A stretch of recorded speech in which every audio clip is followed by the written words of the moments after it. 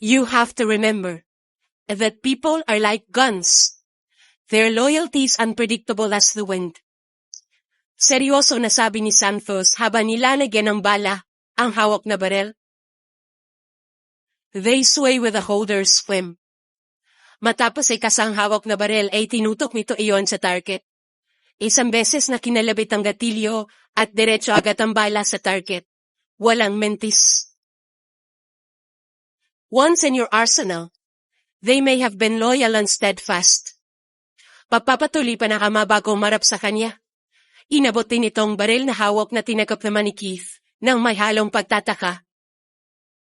But in the hands of another, they become transient allies, betraying the very ownership they once bore. Bumaba ang tingin ni Keith sa hawak yung baril. Bata pa lamang siya ay nakasanayan niya na humawak ng baril. Pila masanay pa nga siya na hawakan ng baril kesa sa mga laruan na masangkop noon para sa edad niya. Kailangan mong tandaan na wala kang sino man na dapat na pagkatiwalaan na halos sila ay posible na pagtaksilan ka. Dagtag ng kanya ama. Matalinhaga ang mga katagang binitawan ng kanya ama. At sa bawat salita na yon ay may mas malalim pa ito na nais na ipabatin sa kanya. Sa buhay na meron tayo, hindi pwede na magtiwala tayo kahit kanino. Wala tayong kahit sino na dapat na pagkatiwalahan. Maliban sa ating mga sarili dahil lahat ay kaaway ang tingin sa atin. Tumango naman si Keith asama. Naiintindihan ko, Dad. Tumango sa kanya ama at sineyas na sintahin na ang target. Itinutok na ni Keith ang hawak na baril sa target. Hinanda ang sarili at ikinalabit ang gatilyo. Keith Vargas is the only son of a prominent family. He was born rich. Hindi niya kailangan na paghirapan ng mga bagay dahil mayaman na siya. Nag-iisang anak na malaya makuha ang anumang gustuhin nang walang kahit sino ang magiging kahatik. Ang akala ng lahat ay perpekto ang buhay niya dahil ipinanganak siya mayaman at nakukuha ang lahat ng gusto, but they are all wrong. Walang perpekto sa buhay na meron siya. Marami mga nagtatangka na patayin sila.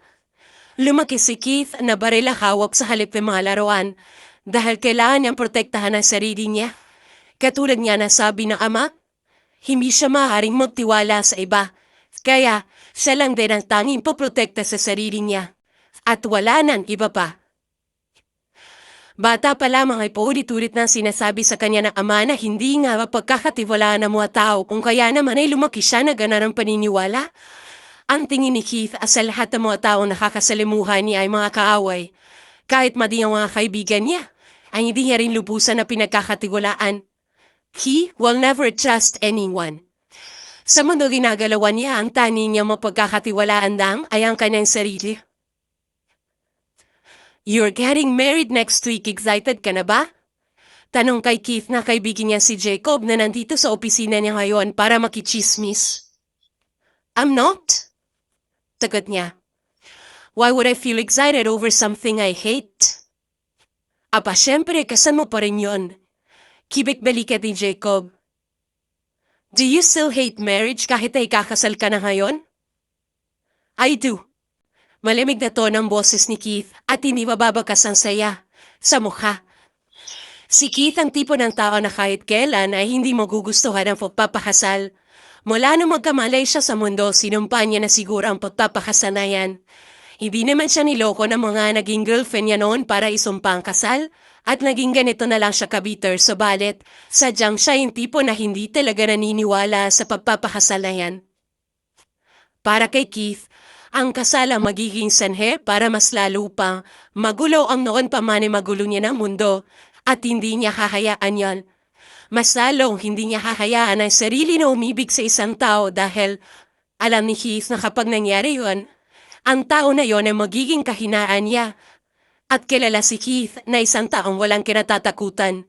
Wala siyang kahinaan. Ngunit sadyang kahit yan niya pamangkayo na ikasal ay wala siyang choice kundi ang kasal dahil kung hindi, buhay niyang magiging kapalit at ang lahat ng mga pinagpaguran nila ng kanyang ama ay mauuwila sa wala. Masasayang lang sa pagbubuwis nila ng buhay. Samantala sa mansya ng mga Monterrivas ay nagkakagulo dahil ang nakatakdang ikasal kay Keith Vargas ay tumakas kasamang kasintahan nito na galing naman sa karibal na negosyo ng pamilya Monterrivas. Nakaupo lang si Piper sa sofa at ang maganda nito mga mata ay nagmamasid sa paligid. Lahat ay nagkakagulo na. Ano nang gagawin natin? Nakakaya sa pamilya ng mga Vargas ang ginawang to di Nieves. Ano na lang sasabihin nila pag malaman nila na nakipagtanan sa ibang lalaki mapapangsawa ng anak nila? Bagaman hindi nakapagsalita si Piper, nakakarinig naman ito. Kung kaya rinig na rinig niya ang lahat ng mga sinabi ng mga magulang niya. Ngunit si Piper lang nakakaalam na may kakayahan naman siya makarinig. Bata pa siya ay mas pinili niya ng ilihim yon mula sa mga magulang nang sa ganoon na hindi na nila malaman na dinig niya kung ano man ang lahat ng sinasabi sa kanya. Nagmamaang-maangalan siya ladi sa harap ng mga ito. Anong sasabihin natin sa mga Vargas? Frustrated na tanong ng ama ni Piper na si Pietro. Kilala naman natin ang mga Vargas. At alam natin na ang pinakaayaw nila kaya mga hindi tumutupad sa usapan. Tiyak na magagalit sila sa atin kapag sinabi natin kung anong ginawa ni Nieves. Kapag nalaman nila na hindi na matutuloy pa sa nila. Uwi ka naman ang kanyang ina na si Amelia. Mabuti sana kung si Piper na lang ang daglayas at hindi si Nieves. Hindi na sana tayo nagkakaproblema ng ganito. Yumuko si Piper. Dinig na dinig niya ang lahat ng mga sinasabi ni mga magulang niya, pero walang kaide-ideya ang mga ito. Akalam nila ay isa lang siyang walang kwenta. Hindi nakakapagsalita at hindi nakakarinig kaya kahit ano ay malaya nilang masasabi sa harapan niya. Bakit hindi na lang si Piper ni pakasan natin sa anak nila? Biglang sabi ni Amelia. Pinigilan naman ni Piper ang sarili na hindi siya mapasinghap na malakas. Hindi pa naman nakikita si Nieves at Keith kaya pwede nating palabasin na una pa lang ay si Piper naman talaga nakatakda na ipakasan sa kanya. Naramdaman ni Piper ang pagtingin sa kanya ng kanyang ama at nanatili lang siya nakayuko dahil ayaw niyang salubungin ang mga mata nito. Ngunit may kapansanan ng anak natin na yan. Mas lalong hindi matutuwa mga Vargas, lalong-lalo na si Keith kapag si Piper ay naging asawa niya. Sad ng ama sa seryosang boses. Sa tingin mo, ano lang sasabihin sa atin ng mga Vargas kapag ginawa natin yung plano mo, Amelia? Si Keith naman ang magiging asawa ni Piper so he can handle everything. Siya lang bahala kay Piper. He can do whatever he wants to do with her. Pagdating sa kanya ay wala talagang pakialam ang mga magulang niya. Napahanda siya ipagkalulaw na mukha ito para protektahan lamang ang pangalan nila. At sa huli, ay iyan na nga ang napagkasundoan ng mga magulang niya. Hindi mo lang nila hiningi ang opinion niya tungkol sa bagay na yon. Kung ano ang gusto nila, ay ina ang gagawin. Sa sunod na linggo ay nakatakda na ang pagpapahasan ni Piper kay Keith Vargas. At walang ibang magawa si Piper kung hindi ang sundin kung ano man ang gusto ng mga magulang niya. Kay tanda naman ang batang ito. Dining ni Piper na sabi ng baklang nagme-makeup sa kanya. Para siyang diwata. Hindi man lang makita ng kahit anong kapintasan ng mukha niya. Ang liit na mukha, kay puway na mga mata. Tingnan mo naman ang mahaba at makurban yung mga pilik mata. Talaga nabibigyan lalo ng tingkad ang berde yung mga mata. Natural din ang kilay niya.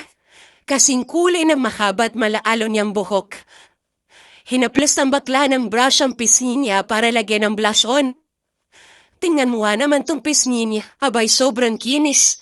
Pinagpala ata tong batang to sa kinis. Sunod ay nilagyan niya ito na highlight ang ilong niya.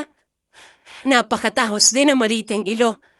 Natural na mapula na ang kulay ng labi niya kaya kahit hindi nalagyan ng lipstick, hindi siya mamumukha maputla. Sumangayon din ang assistant ng bakla. Oo nga no, sayang nga lang apay kapansanan siya. Nako kung wala lang siguro, nahasa kanya na siguro ang lahat. Nako tama ka riyan. Tinina ng bakla ang itsura niya sa salamin.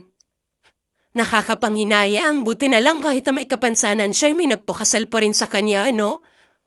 Eh nako, sa ganda ba naman yan, marami po rin ang mga magkakandara pa sa kanya. Sa bangka sumakaya naman ang bakla. Pero, Wala na ba talaga siyang pag-asa na makapagsalita? Sabi nila wala na raw eh. Ipinanganak na ata siya na may ganyang kondisyon. Hanggang sa matapos ang pag-makeup sa kanya at isinot na mga stylist ang wedding gown sa kanya ay patuloy pa rin sila sa pag-uusap tungkol sa kondisyon niya at kung gaano siya kasayang dahil ipinanganak siyang pipe at binye. Sa hinaba-haba ng panahon na nagpanggap si Piper na hindi siya nakakarinig, ay nasanay na rin siya sa mga sinasabi ng mga tao. Bihasa na rin siya kung paano niya ba maitatago ang tunay niyang nararamdaman sa tuwing nakakarinig siya ng mga hindi maganda na sinasabi tungkol sa kanya at sa kondisyon niya. Dumating na ang oras sa kailangan niya na umalis. Mag-isa lang siya sa likod ng bridal car. Ang isa sa mga tauhan ng kanya ama ang driver ng sasakyan. Hindi naman alam ni Piper kung nasaan na kayo ng kanyang mga magulang dahil hindi naman nagpakita mga ito sa hotel. Yes, sir? Kasama ko na po ngayon si Miss Piper. Narinig ni Piper ang sabi ng driver na may kausap na yan sa tawa. Hindi yan naman marinig ko anong sinasabi nung nasa kabilang linya dahil nakasuot ng AirPods ang driver. Yes, sir. Don't worry. I'll make sure na makakarating po sa simbahan si Ma'am Piper nang walang kahit anong galas. Hindi na pinakinggan pa ni Piper ang kung ano man ang sinasabi ng driver at itinoon niya na lang ang atensyon niya sa labas ng bintana. Sa mga sandaling yun ay halos hindi na siya makahinga na maayos dahil sa kinakabahan siya. Baka sa itsura niya na kinakabahan siya. Nag-aalala siya sa kung ano magiging reaksyon sa kanya ng groom niya. Sa oras na magkaharap na sila, at nalaman nito na meron siyang kapansanan. At ang takot at pag-aalala ni Piper ay nadoble pa noong makarating na sila sa simbahan. POB okay? Iyon ang sinabi sa kanya nang nag-drive sa bridal car na gamit ang sign language para maintindihan niya yon. Initirin nata sa kanya habang nagsasign language para maintindihan niya. Tumangula si Piper ng bahagya bago hinayaan nito na tulungan siya na lumabas sa sasakyan. Nilapitan na rin sila ng magulang niya na nag-sign language din sa kanya para ipaalam na kanina pa naghihintay ang mga ita sa kanya at malapit na magsimula ang kasalan. Nakatayo lang sila sa tapat ng malaking pinto ng simbahan. Nasa magkabilang at tabi niya ang kanyang mga magulang at pagkalipas ang ilang sandali ay bumukas na ang malaking pinto. Kasabay ng pagtugtog ng isang musika. Palihim siyang kinalapit ng ina para ipaalam na dapat na silang magsimulang maglakad. Nasa kanila naman ang atensyon ng mga tao sa loob ng simbahan. Pero ang mga mata ni Piper ay nananatili na nasa lalaki na nasa harap ng altar. Napakagwapo ng lalaki na yan. Yun ay hindi inaasahan na ganito pala kagwapo magiging asawa niya. Matangkad din at malaki ang katawan. Hindi ganun ka-bulky pero sapat lang para matawag na maladones. Bagay na bagay din dito ang suot na suit. Bagi ang hairstyle nito ay sobrang bagay din sa itsura nito. Walang emosyon ang mukha ng binata na nasa tapat ng altar. Ang misteryoso nito mga mata ay diretso lang na nakatiyan sa kanila. Habang papalapit sila ng papalapit, ay pabilis naman ang pabilis ang tibok ng puso ni Piper na ang pakiramdam niya ay tila mahuhulog pa ngayon sa sahig anumang sandali. Sa sandaling makalapit na sila sa harapan ng lalaki, ay inaabot ito ang kamay niya. Yumuko naman sa harapan ng mga magulang niya na bagyang ngumiti at tumango at saka lumapit na sa upuan na nakalaan para sa kanila. Nagsimula na ang seremonya ng kasal at ang mata ni Piper ay kabanik-banik sa pare at sa nagsasign language na nagtatranslate sa kung ano man ang sinasabi ng pare. Dama ni Piper ang hindi may paliwanag na emosyon mula sa mga tao nasa loob ng simbahan. Marahil lahat sila'y nagulat na malamang mute pala siya. Bride and groom, please face each other. Sabi ng pare. Tumingin si Piper sa interpreter na sumenya sa kanya na harapin niya ng groom niya. Mr. Keith Vargas, do you willingly take Miss Piper Monterrivas to be your lawfully wedded wife, to cherish and love, in joy and in sorrow, from this day forward, for as long as you both shall live? Tanong ng pare. Ilang segundo na tumitig sa kanya si Keith. Hindi naman malaman ni Piper kung anong klase ng emosyon na nakikita niya ngayon sa mga mata nito. Malamig ang mga tingin nito na ang pakiramdam ni Piper ay tuluyan na siyang milalamig. Pinagpapawisan na rin siya ngayon. Samantala nang umusap laman ang mga mata niya habang siya ay nakatitigito. Paglipas sa ilang pang segundo ay binalik na ni Keith ang tingin sa pare. Marahan na tumango sabay sabi na, "I do." Ibinalik Benito ang tingin sa kanya. Inabot ang kamay niya at sa palit niya ay sinulat ang isang salitang, "I do." Bago ito nagkahatang tingin sa mga mata niya. Hindi naman napigilan ni Piper ang pagsupil ng ngiti sa kanyang labi dahil sa ginawa nito. Sa mga sandaling yon, tila nga, ang mga mata niya ay nakangiti na rin. Piper Monterrivas, do you willingly take Keith to be your lawfully wedded husband, to honor and respect, in laughter and in tears, from this moment on for as long as you both shall live? Binaling ni Piper ang tingin sa interpreter na translate sa sign language ang sinabi ng pare. At na matapos ibinalik ni Piper ang tingin kay Keith na naghihintay at nakatingin lamang sa kanya. Sinalubon niya ang mga mata nito.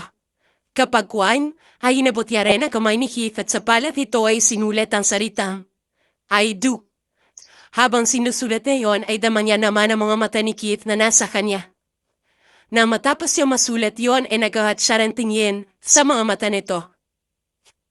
Ladies and gentlemen, it is with great joy that I announce Keith Vargas and Piper Monterrivas Vargas are now husband and wife. Pahayag ng pare kaya namuong palakpakan sa loob ng simbahay.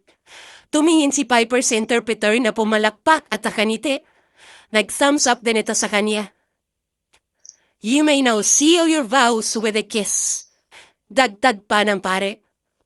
Ang bilis ng tibok ng puso ni Piper ay mas lalo pa na doble ng dahil doon at lalo namang lumapit talo sa kanya si Keith. Tinanggal ito ang belo na nakaharang sa mukha niya. Bago, ang isang kamay ay pumulupot na sa bewan niya. Nilapit din ni Keith ang mukha sa kanya at nakatitig lang siya sa mukha nito.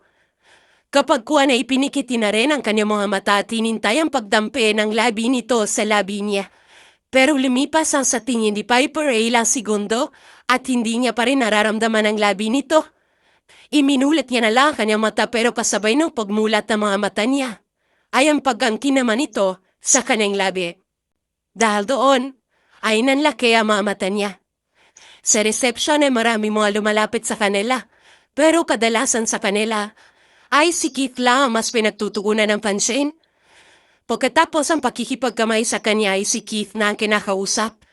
Sobrang kinakabahan si Piper habang nasa tabi niya si Keith. Nitignan siya ay hindi nito ginawa. At dama rin niya mga nakahamak na tingin sa kanya ng ibang mga bisita. Kaya beniliit din ang tingin niya sa sarili niya. Nakaupo si Piper sa upuan na nakalaan para sa kanilang dalawa. Ang asawa niya ay umalis dahil kinausap ng magulang niya. Kaya naiwan siya raw naman isa. Walang kahit sino ang gustong dumapit sa kanya. Siguro dahil iniisip nila na hindi naman siya nakakapagsalita at masasayang lang ang paglapit nila sa kanya. Bumalik ang tingin ni Piper sa mga mesa ng magulang niya. Nakita niya mga ito na nakatingin din sa kanya at pansinan niya saan siya namang ito na kailangan niyang umiti ay ginawa niya naman. Nakayuko si Piper at napakamatang noon niya na may makita siyang pares ng sapatos sa harapan niya. Nagangat siya ng tingin at nakita ang best man ni Keith sa kasal nila. Nakaniti naman ang tatlo sa kanya. "Hi!" Bumati ang isa gamit ang sign language habang ang dalawa pa ay nakatingin dito. "I'm Leandro.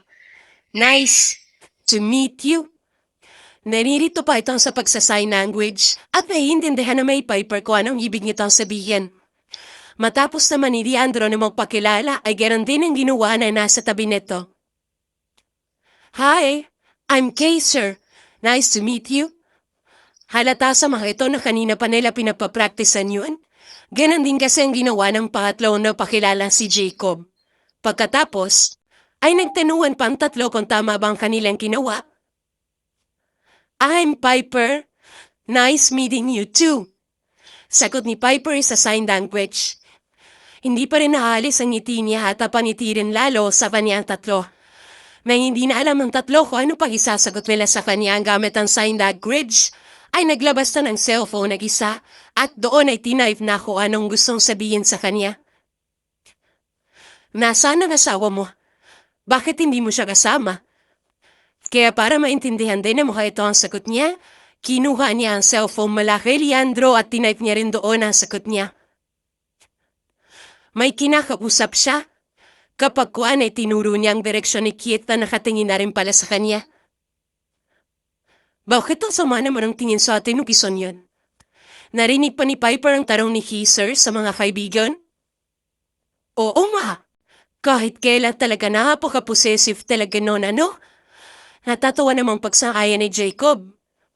Hayaan niya na, ganyan siguro talaga kapag bagong kasal. Dumodoble ang pagiging masungit. Ang pagpapanggap na hindi nakakarinig ay isang gawain na nakasanayan na ni Piper na hindi gawin. Kung kaya, wala malaman siyang karya-reaksyon habang rinig niyang usapan ng mga kaibigan na kasawa niya na pagkalipas sa ilang segundo ay muli siyang may tinipe at tinabasa sa kanya. You look gorgeous, by the way. Pagkabasa noon ay mas talo siyang napangiti at tila hindi naman nagustuhan ni Keith ang nakikita ng dalawang mata. Lumapit kita sa kanila at basta na lamang iniwan kang magulang na kausap lang kanina. Anong ginagawa niyo? Tanong ni Keith sa mga kaibigan. His tone was dangerous. Chill, bro. Gusto lang naman namin makilala ang asawa mo. Plus, she looked sad kaya in-entertain muna namin. Paliwanag naman ni Leandro. Did I ask you to entertain my wife? Masungit ang tono ng boses si Keith. Nagbuntong hininga naman si Keith, sir. Huwag kang masyadong masumit. May asawa ka na lahat-lahat na napakasungit at iseryoso mo pa rin sa buhay. Hindi ba pwede na kumalma ka muna? Na hindi naman sinagot ni Keith at pininganla na masama ang mga kaibigan niya na nagbuntong hininga ng malalim bago nagpaalam na aalis na. Pagkaway na lang at tanging nagawa ng tatlo sa kanya. Naupo na rin si Keith sa tabi niya at sinundan niya ito ng tingin. Saktong kakaupo lang ni Keith nang tumunog ang cellphone nito. Yes, this is Keith Vargas speaking. Sabi Keith na sandaling masagot ang tawag at namadama nito ang mga tingin niya ay bumaring ito sa kanya.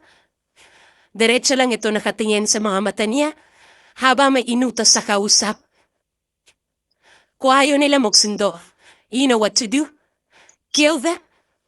Huwag kang titira na isa sa mga membro ng pamilya nila. May kuyam ni Piper ang kamao dahil sa mga narinig. Ganon pa man, ay sinikap niya na hindi naman mapakita ng emosyon para hindi naman isipin ni Keith na naririnig ito. May ideya na si Piper na ang taong pinakasalan niya ay hindi basta-bastang tao. After all, yumaman din ang magulang niya sa illegal na pamamaraan, pero hindi naman niya lubos sa kalain na ganito pala ito. Inutasan naman ito na pumatay sa harap niya at sa araw pa mismo ng kasal nila at hindi malang mababakas ang kahit anong emosyon ang mukha nito na para bang sanay na ito sa ganoong gawain. Pilit niyang pinakalma ang sarili at pinakinggan na rin kung ano pa ang sumunod na sasabihin ni Keith sa kausap. Give them 24 hours. Pag ayaw pa rin nila na magsalita, sundin niyo kung anong una kong pinabubutas. Tiyak ako na makakahanap po naman tayo ng iba na makakapagturo sa atin kung nasaan sila. Buong reception ay seryoso lang ang mukha ng kanyang asawa at may kausap ito sa tawag. Mas lalo namang kinabahan si Piper at naisip niya kung anong buhay ba itong pinasok niya at kailangan ng ganito. Ma'am, nakakatakot ang taon ngayon. Maluha-luha na sabi ni Piper sa magulang gamit ang wikang Pansenias. Pagalit naman na sumagot ang ina. Asawa mo na ang taong yon, Piper. Huwag kang mag-inerte. At saka paano mo naman nasabi na nakakatakot ang asawa mo kung sa mismong araw na kasal niyo'y halos hindi kayo mapansinan? Nakakatakot siya. Bakit di po ba ako pinakasal sa kanya? Kagat-tagat ni Piper ang ibabang labi niya para pigilan ang panginginig sa sobrang kakaiyak. Huwag ka mag-inate, Piper. Wala ka na magagawa. Kasal na kayong dalawa kaya maging mabuting asawa ka na lang sa kanya kung ayaw mo masaktan kanya o may masamang mangyari sa amin ng ama mo dahil sabi mo nga nakakatakot ang asawa mo. Pagkatapos nga nainiwan na siya ng magulang niya sa loob ng kwarta niya. Naiwan siyang mag-isa roon at napusabunot na lang sa sarili niyang buhok. Sumapit ang malalim na gabi at hindi pa rin siya dinadalaw ng antok. Lumabas na lang siya patungo sa veranda ng silid niya para doon magpahangin matapos sa kasal na ni Keith. Kahapon ay wala na siya naging tulog. Kahit ngayon ay tila ayaw pa rin siyang dalawin ng antok. Hindi maalis sa isip niya ang narinig kung paano hindi malang makikimigan ng awa ang tono ng boses ni Keith habang pinag-uutos ang karumal-dumal na gawain na iyon. Hindi naman malis sa isip niya ang mga tanong kung anong klase ng tao ba ang asawa niya. Kung anong katayuan nito dahil sa nakikita ni Piper, mas mataas sa katayuan ni Keith kesa sa magulang niya. At higit pa roon, hindi rin malis sa isipan niya ang kanyang asawa. Hindi lamang kung anong sinabi nito kahapon. Kung anong klase ng tao ba ito o kung ano pa. Hindi malis sa isip niya si Keith mismo. At kung gaanong kalalim ang tono ng boses nito. Lalo ng pagkakasabi nito sa mga katagang, I do. Maging malambot itong labi ay hindi malis sa isip niya. Hanggang ngayon, pakiramdam ni Piper ay magkalapit pa rin ang labi nilang dalawa. Inabot lang kamay niya ang kaning labi kung saan hanggang ngayon ay ramdam pa rin niyang labi ni Keith. Napapikit si Piper kasabay noon ay ang paghihip ng malamig na simoy ng hangin. Kailangan mong tumira sa isang bahay kasama siya. Mag-asawa na kayo. Kaya kailangan niyong bumukod. Sabi sa kanya na gina at tinutusan nito mga kasambahay na ayusin ang mga gamit niya para sa paglipat niya sa magiging bahay daw nila mag-asawa. Nakaupo lamang si Piper sa kama niya pinagmamasa ng mga kilos ng taong nasa loob ng kwarta niya. Aligaga na mga katulong sa pagsunod ng utos sa kanya gina. Patuloy sa pagsigaw ang kanya ina. Ang mukha naman ni Piper ay nananatili na walang emosyon. Final na talaga to. Aalis na siya sa bahay nila at titira siya. Kasama asawa niya. Sa puntong yon ay hindi niya alam kung ano bang dapat niyang mararamdaman. Kung dapat niya ba siya matuwa dahil makakalis na siya sa bahay nila na nakakasakal. O kung dapat ba siya malungkot dahil malayo na siya sa tahanan kung saan siya lumaki at naging saksi sa bawat patak ng luha niya at pagkupunwari niya. Aalis na talaga si Ma'am Piper? Papasok pa lang si Piper sa kusina at dinigin ang pag-usapan ng ilang mga kasambahay nila sa loob. O oraway, titira na siya kasamang asawa niya, si Sir Keith. Nako, sayang naman. Siya lang pa naman ang mabait sa ating mga amo. Ang iba hindi eh. Kaya nga eh, kung sana lang ay si Ma'am Nieves na lang nagpakasal kay Sir Keith. Kaso tumakas kasamang boyfriend niya. Tuluyan na siya nakapasok sa loob ng kusina. At nang maramdaman ng tatlong kasambahay na nag-uusap ang presensya niya, ay lumigo ng mga ita sa kanya. Ngumiti at bumati rin ng mga ita sa kanya gamit ang sign language. Tipid na ngiti ang isinukwi niya sa mga ito at napatuloy na siya sa paglalakad papunta sa ref. Kumuha siya ng isang basong tubig at uminom. Pero nakita niyo ba yung asawa ni Ma'am Piper? Nagtanong ang isang kasambahay. Nakita ko, grabe. Mukha siya nakakatakot. Naku, hindi ko nakita eh. Nasa probinsya pa ako nung kasal nila. Kaya hindi ako nakaabot. Ani nung isa? Pahit pa asawa niya? Naku, hindi oh. Sa katunayan niya yan ay sobrang gwapo niya. Para bang yung mga bidang lalaki sa libro. Pero nakakatakot ang vibes niya. Parang isang mafia boss, ganun. Ganun din ang pamilya ng asawa ni Ma'am Piper. Palagi kasi siyang mukhang seryoso. Nako, kaya siguro inayawan ni Ma'am Nieves, ano? Ayaw na ni Piper na barinig ko ano pang susunod na sasabihin kung kaya lumabas na siya sa kusina. Nakasalubong niya pa ang kanyang ama na walang pakialam sa kanya at basta na lang siyang ilagpasan. Dumating ang araw na kailangan niya nang lumipat sa magiging bahay nila ni Keith. Isa sa mga tauhan ni Keith ang sumundo sa kanya. Ito ang magiging bahay natin. Rinig ni Piper ang malalim na boses ng kanyang asawa mula sa kanyang gikuran. Ngunit nasanay na si Piper na hindi siya kumikibo o tumitingin man lang sa tuwing may naririnig siyang nagsasalita, kung kaya'y nananatili lang siya nakatayo roon at nakatingin sa loob ng malaking mansyon na magiging tirahan nilang mag-asawa. Naglakad papunta sa harapan ni si Keith na bakas na ang inis sa mukha. Nagtatanong na tumingin si Piper sa mga mata nito. Ang sabi ko, ang bahay na to? Ang ating magiging bahay. Sabi naman ni Keith gamit ang wikang Pansenyes. Himiyanan kung kailan lang ito natuto ng ganoon dahil nung ikinasan sila wala pa itong alam sa kahit anong sign language. Hindi po ganun kagaling at kabilis ang pagsa-sign language ito pero naiintindihan niya naman. Tumungo si Piper at sumagot din ang Pansenyes na naiintindihan ko.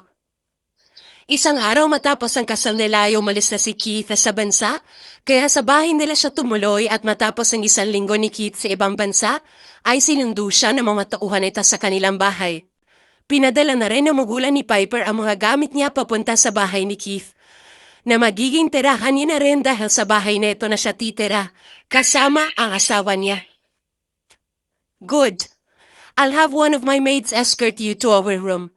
She will explain everything that you need to know. May trabaho pa ako. Paliwanag ito. May isang katulong na inutusan si Keith para samahan siya sa magiging kwarto nila mag-asawa. Ang kasambahay na rin na yon ay nagayos sa mga gamit niya. At katulad niya na sinabi ni Keith, sinubukan ng kasambahay na ipaliwanag ang lahat sa kanya gamit ang pagsulat. Nakatayo ngayon si Piper sa may glass wall patungo sa veranda at nakatanaw lang siya sa magandang tanawin sa labas. Nang lumapit sa kanyang kasambahay, hinarap niya ang kasambahay na may inabot sa kanya na papel. Binasa ni Piper ang kung ano man na nakasulat doon. Ma'am, tapos ko na pong ayusin ang mga gamit niya sa walk-in closet ninyo. Babalik na po ko sa tabaha ko kanina. Nasa baba ng po ko kung kailangan niyo ko. Matapos mabasa ang kung ano mang sinulat nito, nag-angat siya ng tingin dito. Numite at saka nagpasalamat gamit ang wikang Pansenyas. Umalis na ang kasambahay at naiwan siya mag-isa sa loob ng malawak na kwarto na may king-sized bed sa gitna na ang kulay nagsapin na itim. Naupo siya sa kama na kung habang ginagala ang mga mata sa loob ng silid. Malawak ang kwarto na ito at dull din, para bang wala kabuhay-buhay. Siguro dahil nasa pling lang ang kulay ng mga gamit sa loob. Parang puro white and black lang ang kulay na bumabalot sa silid na ito. Medyo nakakapanibago ito para kay Piper. Ang kulay kasi ng kwartong sa bahay nila ay puro vibrant. Marami rin mga pink roon dahil isa yan sa mga paborito niyang kulay. Pero tila sobrang laki ng pinagkaiba nila ng asawa niya. Base pa lang sa kwarto nito, masasabi ng hindi ito mahilig sa mga vibrant na kulay. Ilang sandali pa'y bumukas ang pinto na kwarto. Napatingin siya doon. At nakita ang asawa na si Keith na pumasok sa loob. Nananatili siya nakatingin dito. Habang naglalakad dito palapit sa kanya, nagtatanong lamang ang mga mata ni Piper habang nakatingala siya dito. Humingi ito ng malalim bago inabot sa kanya ang hawak na notebook. Here? Saan pa rito? Mas laro naman nagtaka mukha ni Piper at nagpabalik-balik din ang tingin niya sa notebook at mukha nito. May kuha nang isinulat pa si Keith sa notebook pagkatapos ay inabot ulit sa kanya. This notebook is for you. You can write down here whatever you want to say. I don't know much sign language yet, so you can write it down here if you have something to tell me. Napangiti siya pagkabasa niya sa sinulat nito. Ibinalik niya rin ang tingin niya sa mukha nito. Hindi pa rin nahalis ang ngiti niya. Kinuha niya mula dito ang notebook at doon nagsulat siya na sasabihin dito. Thank you. Iyon ay isinulat niya doon. Ipinakita niya rin niyan kay Keith na ang mga mata niya ay halos kumikinang na.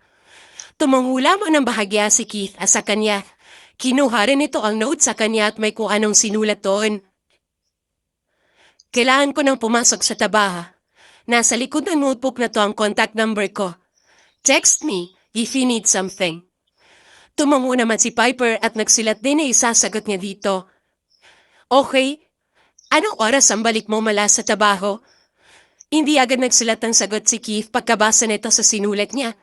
Sa halip ay napatitig ito roon ng ilang sandali na para bang may malalim itong iniisip.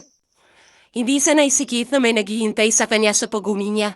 Sanay siya na kahit anong oras siya umuwi, ay mag-isa lang siya. Kung kaya kapani-panibago para sa kanya ang isipin niyan. Paglipas ay ilang sandali ay nagsulat na rin na isasagot sa notebook. I'll be back before midnight. Okay, hihintayin kong pag-uwi mo. Si Keith din ang tipo ng tao na halos ininabawi sa bahay niya at sa opisina niya na lang siya tumitira. Pero naiintindihan niya rin na itong unang gabi ng kanyang asawa sa bahay niya, kaya kailangan niya itong samahan dahil hindi pa ito sanay dito. At sobrang kabado ni Piper sa unang gabi nilang dalawa.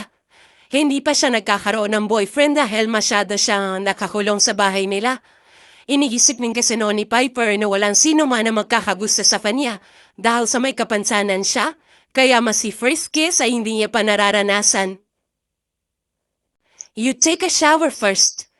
Iyon ang isinulat ni Keith sa notebook niya. Kagagaling gang ito sa opisina niya at niluwagan pa lang nito ang suot na necktie. Hinintay niya talaga ito kanina para sabay na sila mag-dinner kung kaya hindi na rin siya nakasikaso na makapag-shower ito bago pa man ito dumating. It turns out na nauna na para itong kumakain kaya sa huli ay mag-isa lang siya na nag-dinner. Bago pumasok sa loob ng banyo ay nilingon muna ni Piper ang asawa. May kausap na naman ito ngayon at mukhang mahalaga yon dahil lumayo pa ito at naghakad papunta sa veranda. Naligo nga siya na maayos at mirinis siya ang kanyang katawan ng mabuti. Matagal nga siya sa loob ng banyo at paglabas niya ay mas lalula na nagdagdagan na kapan niya. Hindi yan ang kung ilang minuto o oras ba siya na nasa loob ng banyo basta sinigurado niya na lang na maayos ang pagkaligo niya. Pagkatapos maligo at nakapagdihis ay lumabas na siya. Nakita niya naman si Keith na nakahiga na sa kama. Humakbang na siya palapit sa kama habang mahigpit ang kapit niya sa suot niya na kulay puting robe pero nang makalapit siya sa kama ay napagtanto niya na natuturik na pala ang kanyang asawa at humihilik pa ito.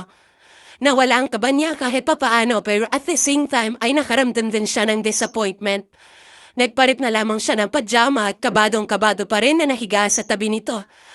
At nang gabi ninyon ay hindi rin siya nakatulog na maayos dahil sa iyay ng panghilik ng kanyang asawa at sobrang galaw pa nito kung matulog. At ang hindi alam ng dalawa na makatulog sila ay hindi nila namalayan ang kanilang mga sarili na nagyayakapan na sila at ang magising si Keith kinaumagahan ay nahanap na lang niya ang kanyang sarili na yakop-yakop si Piper na mahinding pa rin natutulog. What the? Inisasabi ni Keith sa harapan ng salamin, bago pa ulit-ulit siya nagilamos. Can't believe myself. Hindi malang naramdaman ko anong nangyari sa kanila kagabi na makatulog sila. Ang huli na haalala ni Keith ay nakatulog siya ng mahaga kagabi dahil sa labis sa pagod. Dahil may pinanagot lang naman sila mga kalaban kagabi at mantik pa nga siyang masalisihan ng bala. Why did I even allow myself to do that? Frustrated na tanong ulit ni Keith sa kanyang sarili at nagilamos ulit ang malamig na tubig para mas lalo pa siya magising. And how did I fall asleep so soundly na hindi ko malang napapansin ang turog ng cellphone ko? Magising din siya kanina ng maraming missed calls mula sa right hand niya at talaga hindi niya namalayan sa sobrang himpi ng tulog niya kagabi. Kilala ni Keith ang sarili at alam niya rin na siya yung tipo ng tao na mabilis sa magising, lalo na kung may konting hingay siya maririnig. Nakasanayan niya na yon at natrain din siya na dapat malakas ang sense niya pero nakatabi niya lang ang kanyang asawa sa pagtulog ay nawala na ang lahat pa yan sa isip niya. Really? I hate myself for this. Frustrated pa rin na sabi ni Keith sa sarili. Oo nga, babaero si Keith. Marami na siya mga babae na nakatabi sa pagtulog at sobrang sigurado si Keith na wala ni isa sa kanila ang niyakap niya habang natutulog at hindi rin niya hinahayaan na yumakap sila sa kanya dahil hindi siya komportable sa mga yon. But last night was quite different dahil yun ang unang beses na nakatulog siya ng mahimbing habang yakap-yakap siya ng isang babae. Naasawa niya pala. Ganun pa man ay pilit na lang inalis ni Keith sa pinag-isipan na nangyari kanina pagising niya at bumaba na siya para magtrabaho na lang at maalis ang lahat na yan sa isip niya. Ngunit paano ba maalis ang lahat na yan sa isipin niya kung paulit-ulit pa nangyari yon? Paano niya aalisin ang lahat pa niyon sa isip niya? Kung bawat gising niya ay lagi niyang nahahanap ang sarili niya sa yakap ni Piper? Higit pa roon, bakit tila hindi na rin siya makatulog na maayos kung wala siya sa tabi nito? Ano na ang plano mo ngayon, Keith? Tanong ng kaibigan niya si Jacob. Andito sila ngayon sa training area dahil gusto yan na magpalamig na hulo. Alam mo, hindi ka pa pwede mag-fan ng T4 sa kanya habang hindi pa ikaw ang pumaparit sa posisyon ni Boss X. Pareho malaragay sa panganibong buhay mo at asawa mo. Kabilang na rin ang buhay ng pamilya niya. Hindi naman sumagot si Keith. May mga plano na sana siya para mas mapadali ang pagpalit niya sa posisyon ni Boss X. Ngunit wala siyang gustong mapagsadian dahil ayaw niya magtiwala kahit kanina. Wala ka ba naiisip? We can help you. Magtatanong din si Kaiser. I'll have to wait. Sagot naman ni Keith bago kinalabit ang gatilyo ng hawak yung baril at sakto na tumama naman niyan sa target. Napailay naman si Kaiser at pilagi ng bala ang baril na hawak bago tinutok sa target. I bet bago mo palitan sa pwesto si Boss X ay mahal mo na rin ang asawa mo. And you might have to thank Boss X dahil pinagkasundo niya kayo na kasal. Nagkunat naman siya ng noo. What do you mean? May ninang tumawa si Kaiser. Hindi mo pa rin mapansin? You look like you're already falling for her. Ha? That's ridiculous. Kada niya sabi bago muling kinalabit ang gatilyo pero this time ay hindi iyo tumama sa target. Sablay yon dahil siguro ay na-distract siya sa sinabi ni Kaiser. Tinawanan din siya ni Leandro. Kita mo na? Kahit bala ay ayaw sumang-ayon sa'yo. I was just distracted. Kailan ni Keith? Yeah, with the fact that you're slowly falling? Keith aside. Milagyan niya ng bala ang baril at sunod-sunod na kinalabit ang gatilyo at lahat ng bala ay sakto sa target. Walang minkes at halos isang butas lang ang tinatamaan. Who says the bullet disagrees with my answer? Tanong ni Keith sa mga kaibigan. No one? Sabi nga namin, sang-ayon ang bala sa sinabi namin na malapit ka ng my love. Nangaasar pang pagkasabi na ni Jacob. You guys are unbelievable. Sabi niya't inilapag ang baril na hawak. Tinanggap niya na rin ang pamunas na binigay ng isa sa mga tauhan niya. Naglakat na rin si Keith pabalik sa mga gamit niya. Lumapit ang isa niya pang tauhan sa kanya para ipaalam na may mga kalaban na naghihintay kung saan nila i-deliver ang mga kontrabando. At sa parehong araw na iyon, sa parehong araw na nasa digmaan ng utak at puso niya, walang awa na ginamit niyang bagsik niya. Kumitil siya ng buhay nang wala malang kahit anong nararamdaman. After all, Keith is the son of the mafia boss, Santos Vargas, o mas kilala sa tawag na Boss X. Wala siyang hawak, walang pakiramdam, at ang pumatay ay isa lang sa pinakamadaling gawain para sa kanya. Nagkamuon si Keith sa isang marahas na pamilya. Lumaki siya sa dahas. Hindi nagpapakita na awa at walang sinasamba. He was raised to be as heartless as his father, as cruel as his ancestors. Marami mga nagtinais na mapapagsak sila. Marami na rin ang mga nakakaalam kung sino nga ba talaga silang ngunit nananatiling tikom ang kanila mga bibig sa kanila mga nalalaman dahil mga makapangyarihan ng pamilya nila na kahit ang gobyerno ay walang magawa laban sa kanila. Boss, clear na po ang lahat. Nakarating na rin po mga kontrabando kay Mr. Voldemort. Imporma sa kanya ng tauhan niya na makababa siya mula sa sasakyan. That's good. Kapag nasigurado niyo na maayos ang lahat at nakasecure na ang pinadala natin, ay maaari na rin kayo umuwi. Make sure na walang kahit anong ebidensya na maiiwan na makapagtuturo sa atin. Dalhin niyo na rin sa paggamutan ng may mga tama. Pero paano po kayo, sir? May tama rin po kayo. Hindi po ba muna yan ipapagkamot? Please lang to. Ako nang bahala dito. Sagot naman ni Keith. Tinapan niya rin ang jacket ng balikat niya kung saan siya tinamaan ng bala.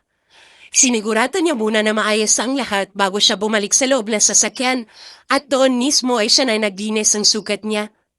First aid lang naman ang ginawa niya para tumigil ang pagdurugo hanggang sa makauwi na siya sa bahay nila. Samantala, gano'n na lamang takot na naramdaman ni Piper na nung pabukas siya ng pinto ay bumuhad sa kanya si Keith na punong-puno ng dugo ang balikat. Takot na takot siya na hindi niya alam kung anong gagawin. Hindi na siya mapakali. Halos hindi na rin siya makahinga. Kahit na ganitong buhay na rin ang kinalikihan niya, ay hindi pa rin siya nasanay sa tuwing may nakikita siyang dugo. Pakiramdam niya tuwing may nakikita siyang dugo ay nawawala ng lakas ang lahat ng buto niya sa katawan. Calm down, Piper. Boses yun ni Keith at tinawakan siya sa magkabilang balikat para kumalma siya, subalit hindi pa rin alis ang kaba niya. You need to calm down. Hinawakan din ito ang mukha niya at hinarap siya dito. Diretso na nakatitig sila sa mata ng isa't isa.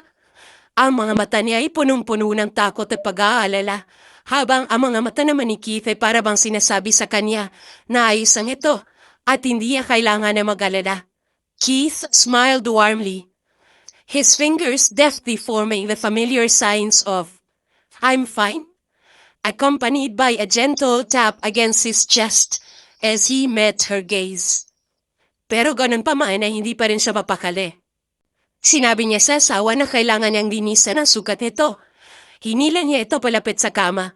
Nagpatianat naman sa kanya si Keith at pinaupo niya ito roon. Aligagana siya sa paghahanap sa mga kailangan niyang mong gamot sa sugat nito. Habang nakamasid lamang sa kanya si Keith na para pambaliwala lang dito ang sugat na natamo. Na makuha niya ng lahat ng kailangan niya para malinisan ang sugat nito, ay bumalik na rin siya sa kama, kung saan muli hinawakan ni Keith ang magkabilang balikat niya at sinenyasan siya na sundan ang paghinga nito ng malalim. You need to calm down. Sambit ito sa mababa na boses, kahit pa alam nito ay hindi siya nakakarinig. It's not that I'm going to die. I'm used to this. Maliwala na lang sa akin ang tama ng baril. So don't worry.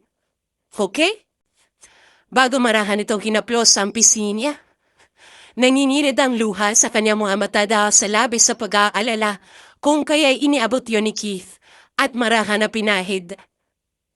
Dahil sa narinig yan na sinabi nito ay bahagya na rin siyang kumalma.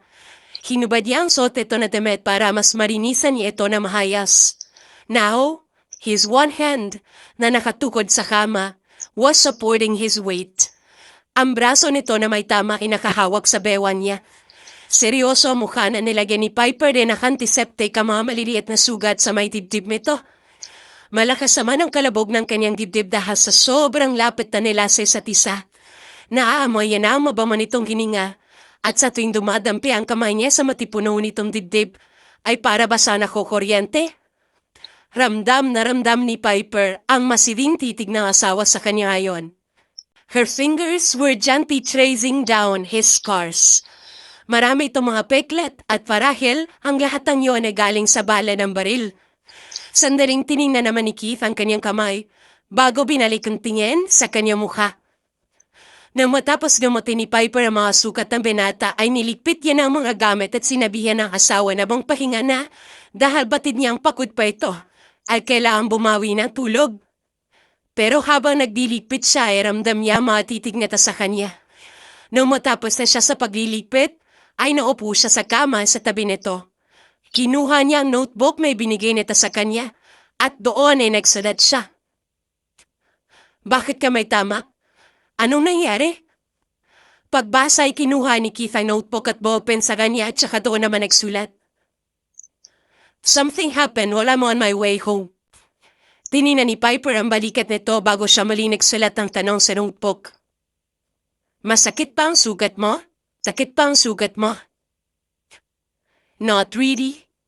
Ang sagot naman ni Keith. Sigurado ka ba? Ang daming dugo ng sugat mo kanina. I'm sure masakit yon. Puntan kaya tayo ng ospital para mas ma-check nila ang kalagayan mo. Habang sinusulat na iyon ay magkasalabo ng kilay niya at bakas din ang labis sa pagkakalala. Lapaniti naman si Keith na nakatingin sa kanya. Kapag kuwan ay nabot ito ang kilay niya para pagpantayin yon dahil masyado magkasalubong. I'm fine. I'm a doctor. Ang sagot ni Keith sa sinabi niya. Bulat at maninigurado rin nagangat siya ng tingin dito. Kumindat ita sa kanya para i-assure na totoo ang sinasabi nito at hindi niya kailangan mo galala. Kalaunan ay naniwala rin siya na doktor nga ito. Hinayaan niya na lang na makapagpahinga ito para makabawi ng lakas. Habang si Piper ay hindi halos makatulog sa pag-aalala sa asawa. Sa tuwing naririnig niya mahinang daing nito ay minumulat niya ang kanyang mga mata para makita kung maayos ang ba ito. Isang araw ay umalis si Keith na walang sinasabi sa kanya. Ang mga kasambahay nila hindi alam kung saan ito pumunta. Malakas ang busang ulan dahil may bagyo yata noong araw na yon. Hindi man bukali si Piper sa bahay nila at sobra siyang nag-aalala para kay Keith. Sinubukan niya na rin kasi itong i-text o tawagan pero wala siyang sagot na natanggap. May lapitan ni Piper ang isa sa mga kasambahay para magtanong kung may alam ba ito kung nasaan si Keith subalit wala pa rin silang ideya. Lumipas ang oras at palakas ang buhos sa ulan. Wala pa rin siyang ideya kung nasaan ngayon ang asawa niya. Mas lalo siyang nakaramdam ng takot at kung ano-ano na ngayon na naiisip niya. Hindi talaga siya mapakali. At saka lang siguro siya mapakali kung alam niya na nasa mabuti si Keith. Sari-sari naman naiisip niya. Paano kung may masamang nangyari dito? Paano pumuwi na naman ito na may tama ng baril tulad ng una? Natatakot siya at ayaw niya nang muling umuwi si Keith na may kahit anong galas. Ayaw niya nang makita itong nahihirapan pa. Kaya habang lumilipas ang oras at habang mas lalong kung ano-ano man naiisip niya, ay hindi niya na mapigilan ang buhos ang luha niya. Iyak siya nag-iyak hanggang sa tumating na si Keith at sinalubong ito na isa sa mga katulong para ipaalam na umiiyak na yan si Piper. Sir, mabuti naman po tumating na kayo. Napako na to noon ni Keith at tinabot sa bodyguard na nakasunod sa kanya ang itim na payong na basang-basa naman awalan. Uy, anong mangyari? Si Ma'am Piper po kasi kanina po siya umiiyak. Sa sandaling marinig yan ni Keith ay hindi na siya nag-aksaya na sandali at agad niyang pinuntahan kung nasaan ang asawa.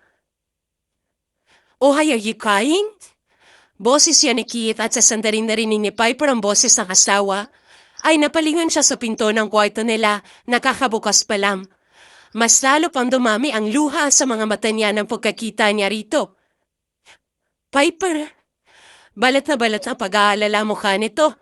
Lumapit kita sa kanya at ikinalong ang mukha niya sa mainit itong palet. What's wrong? Tanong nito gamit ang sign language. Ang malalim nitong mga mata na dati ay laging walang emosyon, ngayon ay punong-puno ng pag-aalala habang nakatingin sa kanya ng diretsyo. At sa halip na sumagot ang luha sa mga mata ni Piper, ay mas lalo pong dumami kaya para po kalmahin siya, iniyakap lang siya nito na mahigpit. May masakit ba sa'yo? Nagtanong ulit si Keith gamit ang sign language nang bahagya na siyang kumalma. Umiling naman si Piper at tinayaan na punasan nito ang luha sa mga mata niya. Then what's wrong? Why are you crying? Akala ko may masama na naman nangyari sa'yo. Sagot niya gamit ang sign language at sunod-sunod ang pagikbi niya. Lumamlam naman ang mga mata ni Keith pagkarinig nito sa sinabi niya. Please don't leave without telling me. I am mute. I can't call you out loud. I can't ask for help. I can't call you. Senyas niya ulit. I'm sorry. Hindi ko sinasadya na takutin ka.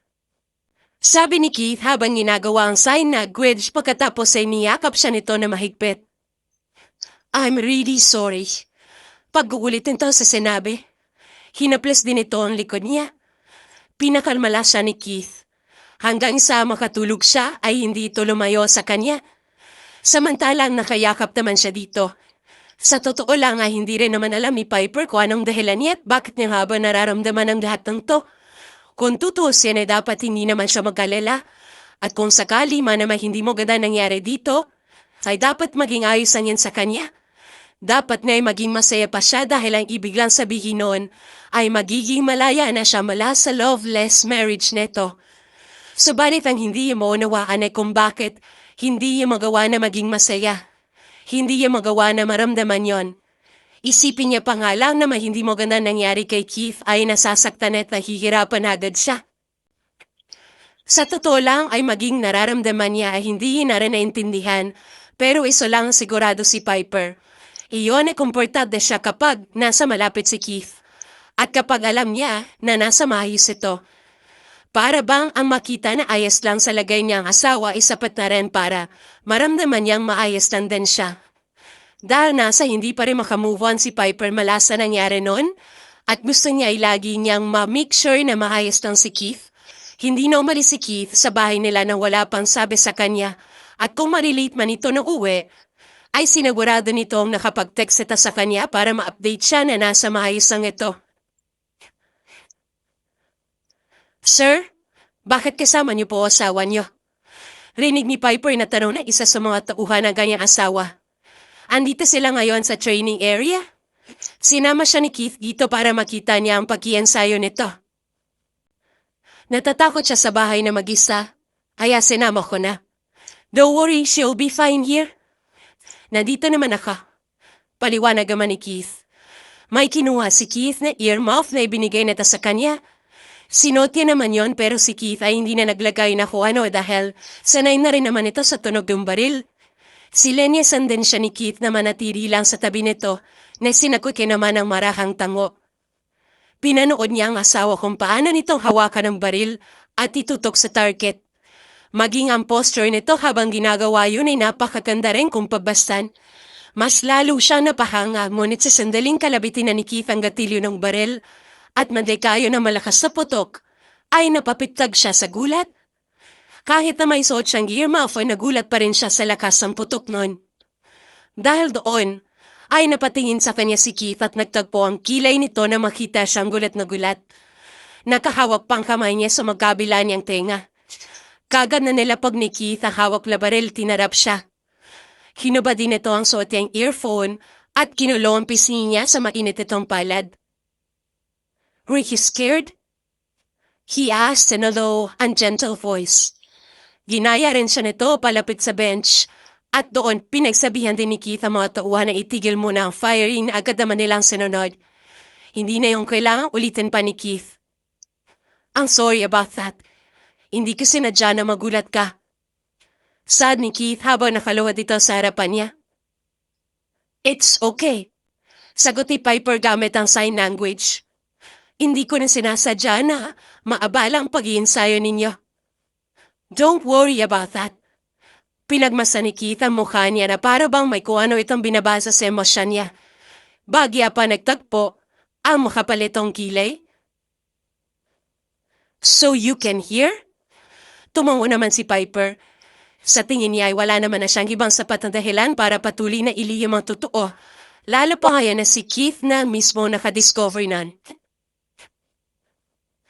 Pero ang akala ko hindi ka nakakarinig. Iyon ang sinabi sa akin ng mga magulang mo. Nabuguluhang sabi ni Keith. So hindi totoo yun, no? Maging sila hindi rin alam na nakakarinig ka. Tumango si Piper bilang sagot sa panghuli nitong sinabi. Ininilalam? At tinugon niya ito ng isa pang tango. Bakit mo inilihim sa kanila? I don't want them to know. Sapat na sa akin isipin nila na wala akong kwenta. Kesa naman, ang mangyayari sa bahay ay ipagkaik din nila sa akin na marinig ko. Matapos malaman ni Keith na nakakarinig naman pala siya at hindi lang makapagsalita, ay madalas na ring marinig ang boses nito habang magkasama sila. Tulad nila ngayon, nagmamadali si Piper na lumabas ng bahay papunta sa garage kung saan naghihintay sa kanya si Keith. Dahil pag-usapan nila kagabi na magmamang sila ngayong araw na ito. Are you ready? Nakaniti na tanang sa kanya ng asawa na makita siya nito. Marahan naman siyang tumango at nauutal na sumagot.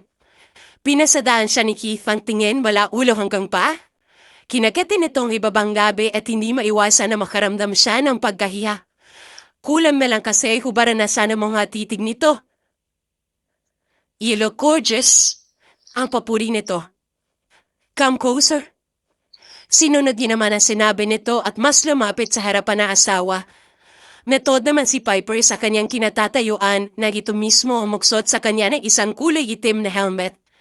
Nanlalaki ang mga mata niya habang nakatitig sa asawa. Ang motor ko muna ang gagamitin natin ngayon, ha? But you don't have to worry. I'm used to riding motorcycle, kaya magiging safe ka sa akin. Paliwanag ito bago tumingin sa kanyang mga mata. I'll take care of you and keep you safe, okay? Piper wanted to smile and bite her lip, but she restrained herself and she nodded. There! Sabi nito na maisot sa kanyang helmet. Sumakay ka na? Tumalima si Piper at sumakay na sa likuran nito. Kahit naka-helmet siya ngayon ay amoy na mamoy niya pa rin ang mabangong amoy ng binata na ngayon ay nagsusuot ng helmet dahilan para magwala pa lalo ang kanyang puso. Kinuha rin ni Keith ang kamay niya at pinayakap siya nito sa bewang nito para hindi siya mahulog. Pinaandar na rin ito ang motor hanggang makalabas sila ng village at bumilis ang takbo ng motor nito. Malamig ang simoy ng hangin na umahalik sa kanyang balat. At ang yakap niya sa asawa ay pahigpit ang pahigpit dahil mas bumibilis ang takbo ng motor nito. Katulad ng sinabi ni Keith, magaling itong mag-drive ng motor. Naiwasan agad nito ang mga sasakyan para hindi sila ma-stuck sa traffic at kahit na mabilis nga ang pagpapatakbo nito ay damang niya naman naligtas siya. Sa punto na yun, kahit na siguro pare-pare na ni Keith ang motor, ay feeling ni Piper safe pa rin siya dahil kasama niya ito. Tumigil sila sa parking lot ng isang malaki at kilalang mall at nauna siyang bumaba sa motor, sabay hinubad ang suot na helmet at ganun din ang ginawa ni Keith. Let's go inside. Sabi nito sa kanya at tinawakan ang kamay niya. Nagpatianad siya dito hanggang sa pumasok sila sa loob ng elevator na silang balawala ang tao. Habang naglalakad sila sa loob ng mall ay ramdam na ramdam ni Piper ang titig sa kanila ng mga tao kaya ay nakaramdam siya ng hinga. Good afternoon. Bati pa ni Keith sa mga staff na naabutan nila papasok na sa loob ng isang shop na ang paninda ay puro mga luxury items. I'm the one who called yesterday. Mr. Vargas, gulat na sabi ng isang staff. Pasensya na po sir kung hindi naman agad kayo nakilala. Dali, isara niyo ng buong shop. Dumating na si Sir Keith Vargas sa paasawa niya para mas makapamili sila na maayos. Takang-taka naman natin na ni Piper ang asawa na napakamat pa sa ulo. Nalaman ni Piper mula sa pag-uusap ng ibang mga staff habang namimili siya nang maaari niyang bilhin ay pinareserve pala talaga ni Keith ang luxury shop na to para mas makapamili raw siya ng maayos. Bagay na bagay sa iyong damit na yan. You look like a goddess. Papuri ni Keith nang ipakita niya rito ang bago niyang sukat na damit. We will also take that. Pili ka pa ng iba. Baka sakaling may magustuhan ka pang iba. Nakailang sukat na siya ng damit at lahat yon ay nagustuhan ni Keith. Paulit-ulit pa nitong sinasabi na bagay yan sa kanya kaya kailangan nilang bilhin yon. Habang ang mga staff naman ay kinikilig sa mga papuri sa kanya ni Keith. Si Piper naman ay nakaramdam na ng pagod kapapalit-palit ng damit. Sa susunod ay mas pipiliin niya na lang talaga na mag-online shopping para hindi siya masyadong napapagod kakapapalit-palit ng damit. Nagpilian naman siya ng damit ay isusukat niya nang lumapit sa likuran niya ang asawa. Pinalupod din ito ang braso sa bewang niya, kung kaya bahagya siya napasinghap dahil sa gulat. Pakiramdam din ni Piper ay nagtayuan ang lahat ng balahibo niya sa katawan ang dumukwang ito palapit para bumulong sa tenga niya. Ramdam na ramdam niyang mainit ito na paghinga at tumatama sa balat niya. You're already tired? Isa rin siguro sa mga disadvantage ng malaman ni Keith na nakakarinig na siya ay ang madalas itong pagbulong sa kanya gamit ang sobrang husky na boses na laging dahilan para manghina ang mga buto niya sa katawan. At tila ba, alam naman ni Keith na isa yon sa mga kahinaan niya dahil paulit-ulit pa nitong binagawa yon na para bang nagugustuhan ito ang reaksyon na nakukuha sa kanya. You look already annoyed. Pinulupot ito ang isa pang braso sa bewan niya. Huwag ka na mainis. Pwede naman na magpahinga muna tayo kung pagod ka na mamili. At sino ba naman siya para bagalit kung garong kalambing ang tono ng boses nito? Umigat pa si Piper paharap dito at sinenyas niya na siya na ay nagugutom. Kung kaya inutusan na ni Keith Ang mga staff na ibalot na ang lahat ng mga binili niya. Binayaran na rin niya ito lahat. Sinabi na antayin na lang pagdating ng Joyrene na inutusan ni Keith na kunin ang lahat ng kamera nito para sa kanya. Sa Jollibee pa nga napili ni Piper na kumain na pinagbigyan naman ni Keith dahil alam naman niya na doon lang siya sasaya. Fried chicken at spaghetti ang napili ni Piper na orderin. Habang si Keith naman ay palabok kung sinubukan dahil yun daw ang unang beses na makakatikim ito ng palabok. Pinahalata talaga na galing ito sa mayaman na pamilya dahil hindi pa ito nakakatikim ng palabok. This one looks good. Sabi ni Keith ang ilapag na ng crew ang order nila. Tumungo sabay ngiti si Piper bilang pagsangayon sa sinabi ni Keith. Excited naman na kumain na si Piper dahil matagal na rin mula nung huli siyang kumain sa fast food chain. At sa lahat ng fast food chain, ang Jollibee talaga ang pinakapaborito niya. Masarap ba? O sisa ni Keith na titig sa kanya habang ine-enjoy niya ang pagkain. Bilang sagot ay nag-thumbs up siya. Kumuha rin siya ng spaghetti gamit ang tinidor kaya inilapit niya ito sa bibig ni Keith. Mumang na ito at kinain ang spaghetti na nagustuhan din ito ang lasa. Tinikman na rin ni Keith ang order nito na palapok kapangkuhan ay sinubuan din siya kung kaya ay nagsusubuan silang dalawa habang kumakain. Parehong hindi nila pansin ang tingin sa kanila ng mga tao roon at hindi rin nila ramdam ang mga mata na nagbabantay sa kanilang dalawa.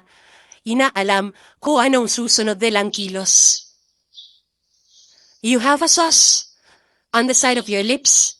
Sabi ni Keith at pabilis na pinunasan ni Piper ang gilid ng labi niya. Wala riyan sa kabila. Pero hindi niya pa rin niya napunasan kung kaya't si Keith na lang nagpunas gamit ang hindalaki nito. There. You're fine. Continue enjoying your food again. Pagkatapos silang kumain ay namasyal sila hanggang sa inabot sila lang gabi kakapamasyal at sa ilalim ng isang malaking puno pa sila nagpalipas ang oras kung saan doon ay napaalam niyang totoo na hindi naman talaga siya pinanganak na mute. Sa halip ay may dahilan na kung kaya nauwi siya sa pagiging mute. What could be the reason behind this? Seryoso na tanong ni Keith sa doktor na kausap na yon. Hindi siya mapukali sa nalaman niya na may dahilan kung bakit nauwi sa pag-commute ang asawa niya. Kailangan niyang malaman kung ano ang dahilan na yon. The main reason behind this is post-traumatic disorder. Simpleng sagot ng doktor. Si Jacob ay isang psychiatrist at kaibigan niya rin. Sa kanya na rin mismo nanggaling na hindi naman talaga siya mute o isinilang siya. But something happened that made her afraid to speak. And trauma is the main reason behind this. What kind of trauma? Gano'ng kalala yun para mauwi sa ganito? She said she stopped talking when she's just a child. Para sa isang bata na naka-experience ng traumatic event, it must be really hard. Kaya mas pinili niya na lang na huwag magsalita. We still don't know what really happened to her before para mauwi ang lahat sa ganito. But one thing is for sure. Hindi madali ang pinagdaanan niya noon. Curious naman si Keith sa kung ano mang pinagdaanan noon ni Piper para mauwi ta sa pag-commute. Pero at the same time, ayaw niya rin napilitin si Piper na sabihin kung ano man ang totoo sa kanya dahil katulad niya ng sinabi ni Jacob ay hindi madali ang pinagdadaanan nito. Sa kalagitnaan ng meeting ay nakatanggap lang FaceTime call si Keith mula sa meeting niya. Mahalaga ang meeting na yon dahil doon nila pinagpaplanuhan ang mga gagawin nila para sumuling pag-deliver ng mga kontrabando at sa bagong mga armas na makukuha nila. Sabalit kahit papaano pa, kahalaga ang meeting na yon ay sinagot niya pa rin ang tawag ng asawa.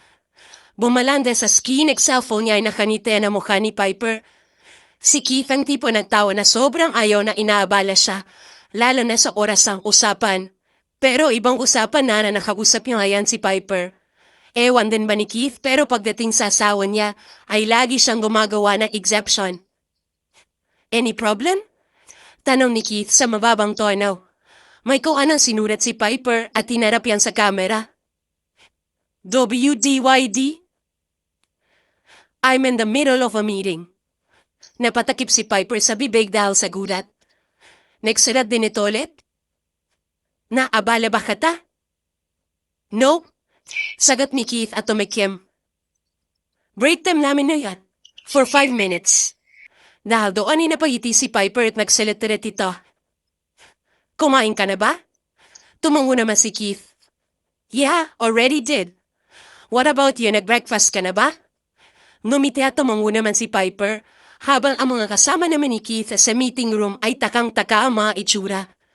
Iyan kasi ang unang beses na narinig nila na ganong kasoft ang tono ng boses ng boss nila. Madalas kasi ay sobrang cold ang boses nito. O kaya naman ay gilit. Aware naman ang lahat ng taong naroon na hindi nakakapagsalita ang asawa ng boss nila. Kung kaya wala sila, pambuhos kaya kung bakit ang boses lang ng boss nila ang kanilang naririnig. Sa halip ay nabigla lang talaga sila dahil nga sa yun na unang beses na narinig nila na ganong kasoft ang boses ng boss.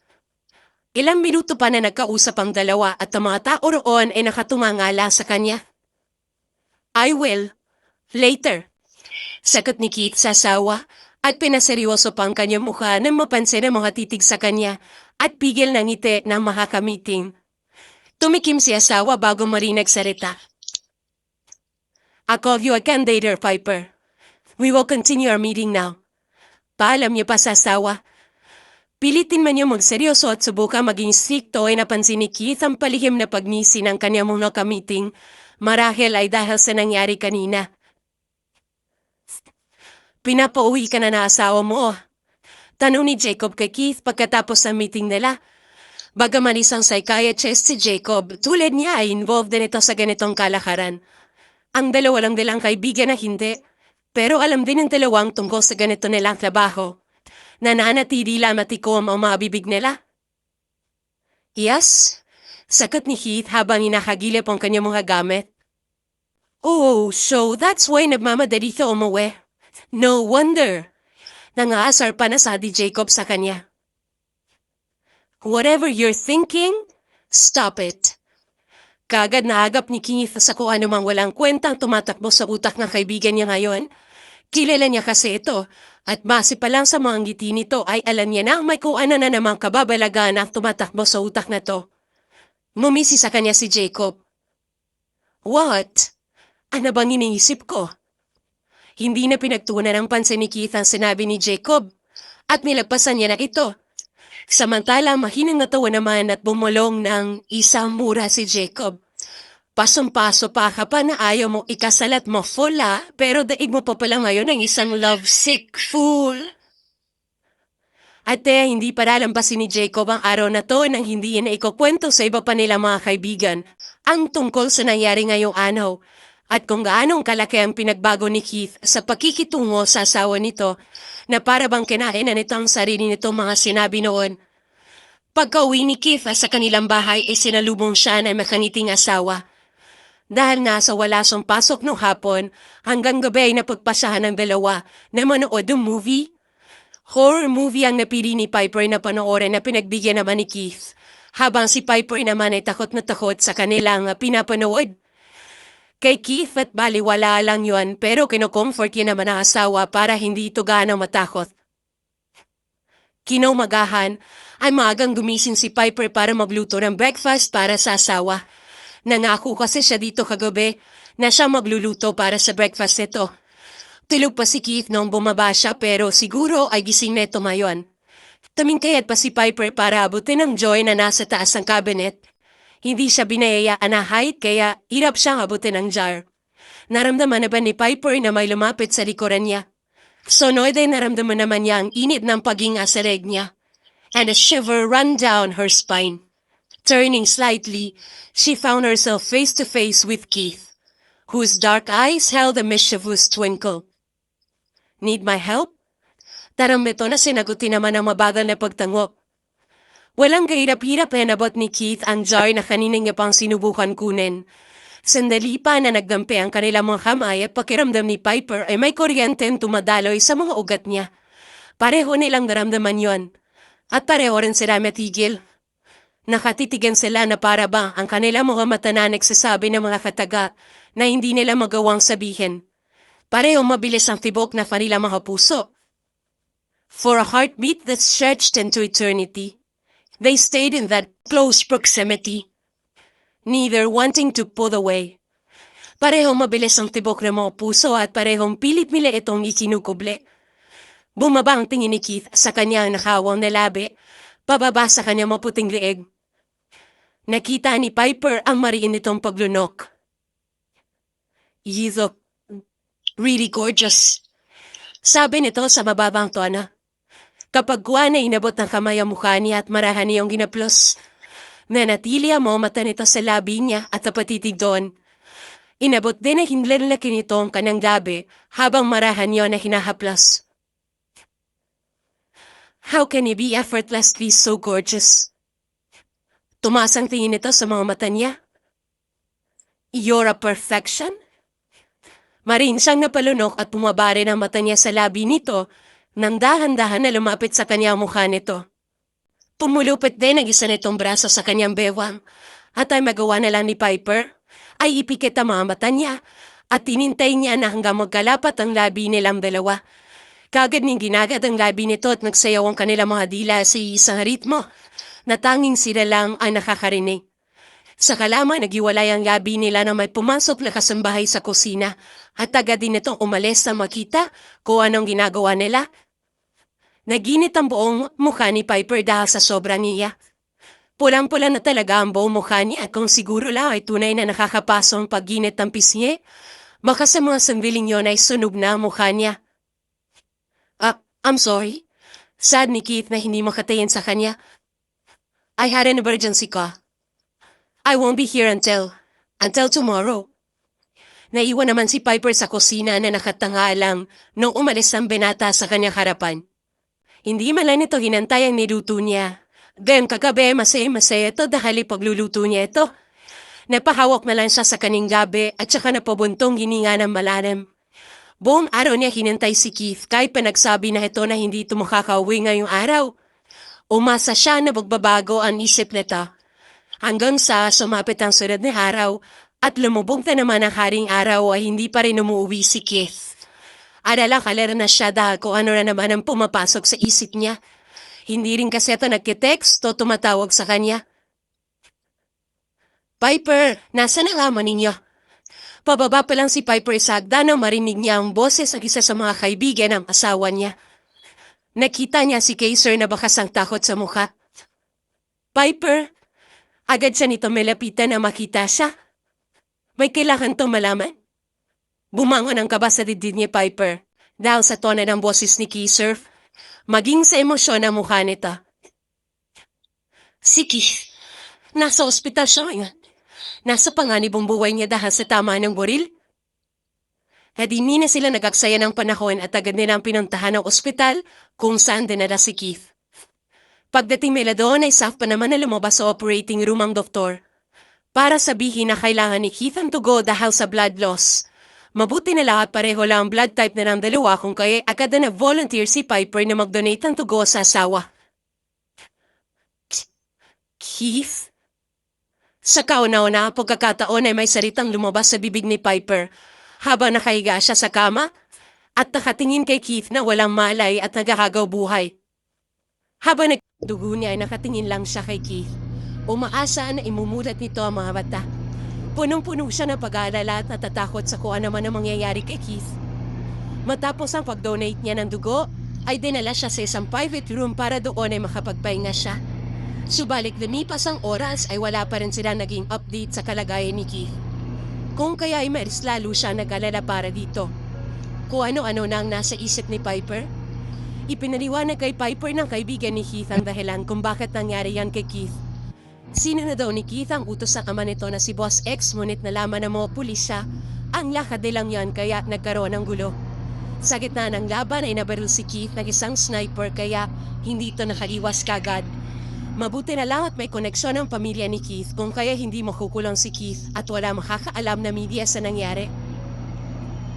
"Magiging maayos din si Keith," sabi sa kanya ng kaibigan ng asawa. "Kilala namin ang kaibigan namin ay gan. Ilang beses na siya nakaligtas mula sa kamatayan. Kaya sisiyo lang ta sa kanya ngayon. Kaya huwag ka mag-alala. Kailangan mo na lang na kumalma. At baka pati ikaw ay mapano na rin. Mas lalong mag-aalala si Keith kapag ikaw naman ang napano." Ngunit alam ni Piper sa sarili na sakala siya kakalma kapag may sigurado niya na nasa mabuting kalagayan na si Keith. Matapos successful na matanggal ang bala sa may dibdib ni Keith ay sa ICU ito diretso dahil hindi pa rin ito nagkakamalay. Hindi siya umaalis sa tabi nito. Binabantayan niya lang ito para pagising nito ay nasa tabi na siya nito.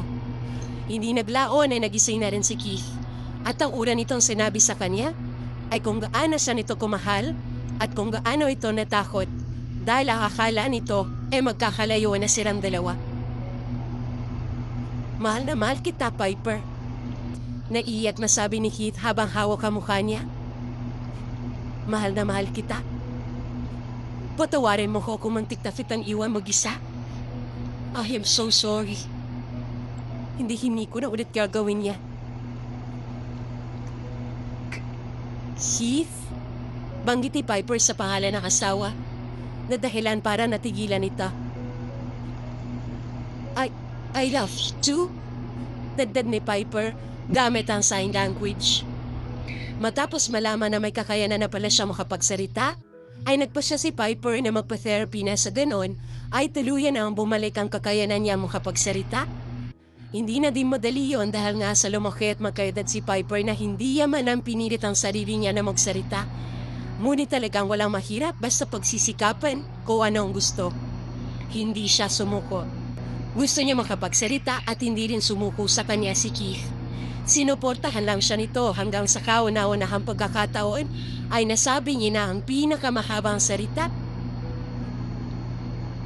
Masaya ko nakilala kita, Keith. Iyon ang pinakaunang sentence sa sinabi ni Piper. Matapos ang kalating taon na pagpapatherapy at wala na siguro masasaya pa sa pakiramdam ni Keith nang marinig iyon. Isa siyang anak ng mafia boss. Pinalaki ng walang kahit anong kinatatakutan. At kahit kailan na hindi niya nahayaan na tumulo ang luha niya. Subalit ang marinig ni Keith ang sinabi ng asawa, ay talaga hindi niya napigilan ang pagtulo ng mga luha niya.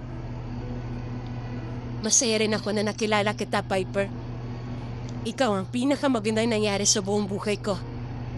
Sagot ni Keith, habang hawak-hawak niya ang mukha ni Piper sa kanyang kamay, at marahan niya yung hinahaplos.